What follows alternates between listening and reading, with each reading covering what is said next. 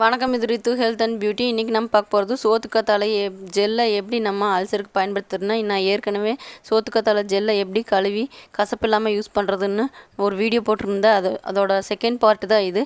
இன்றைக்கி நம்ம பார்க்க போகிறது சோத்துக்கத்தாழை ஜெல்லை எப்படி நம்ம அல்சருக்கு பயன்படுத்துறதுன்னு. இப்போ சோத்துக்கத்தாழையை நல்லா தண்ணியில் நல்லா கழுகிட்டு இந்த மாதிரி துண்டு துண்டாக வெட்டி வாரத்துக்கு 2 முறை வெறும் வயிற்றில் நல்லா மென்று சாப்பிட்லாம். இதை வெறுமனே மென்று சாப்பிட்லாம். சப்போஸ் இந்த வெறுமனே மென்று சாப்பிடும்போது எனக்கு பிடிக்கல, வெறும் இந்த சோத்துக்கத்தாழை மட்டும் சாப்பிட முடியலன்னு சொல்கிறவங்களுக்கு நீங்கள் அடுத்ததாக இதை மோரில் போட்டு கூட கலக்கி குடிக்கலாம். அதாவது நீங்கள் இந்த சோத்துக்கத்தாழை ஜெல்லை எந்த அளவுக்கு சின்ன சின்ன பீஸாக வெட்ட முடியுமோ அந்த அளவுக்கு சின்ன சின்ன பீஸாக நல்லா நறுக்கி எடுத்துக்குங்க.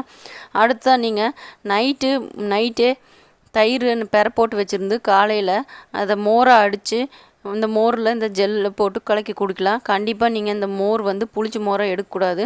மோருக்குள்ளே இந்த சின்ன சின்ன வெட்டி வச்ச ஜெல்லை உள்ளே போட்டு கலக்கி தேவைன்னா மட்டும் உப்பு போட்டு குடிங்க.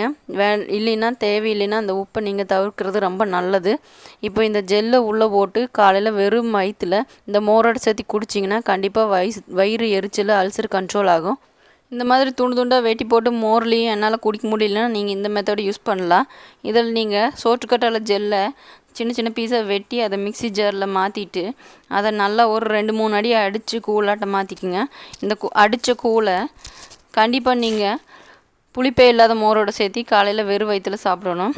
புளிப்பு இருக்கிற மோரோடு சேர்த்து சாப்பிட்டிங்கன்னா கண்டிப்பாக அல்சர் கம்மியாக இருக்குது, அதிக நாள் எடுத்துக்கும். அதனால் எந்த அளவுக்கு முடியுதோ அந்த அளவுக்கு நீங்கள் புளிப்பு இல்லாத மோரோடு சேர்த்து குடித்தாலே நல்ல பலன் கிடைக்கும். இப்போ இந்த கூழாட்டை அடித்த ஜெல்லை அதே மாதிரி முதல்ல இருந்த மாதிரி நீங்கள் உப்பு போட்டு வேணாலும் கலக்கி குடிக்கலாம், இல்லைன்னா உப்பில்லை வேணாலும் கலக்கி குடிக்கலாம். ஆனால் இந்த கூழாட்டை அடித்த ஜெல்லில் மோரோட கலந்து குடிக்கும்போது எனக்கு கொஞ்சம் கசப்பு அதிகமாக இருக்கிற மாதிரி இருந்தது. நீங்கள் உங்களுக்கு எந்த மெத்தட் பிடிக்குதோ அந்த மாதிரி நீங்கள் யூஸ் பண்ணிக்கலாம்.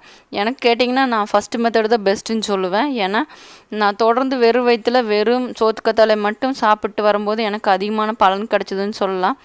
இந்த வீடியோ பிடிச்சிருந்தா இந்த வீடியோவை லைக் பண்ணுங்கள், எங்கள் சேனலை சப்ஸ்கிரைப் பண்ணுங்கள். இன்னும் வரும் நாட்களில் புது வீடியோவோட சந்திப்போம். நன்றி, வணக்கம்.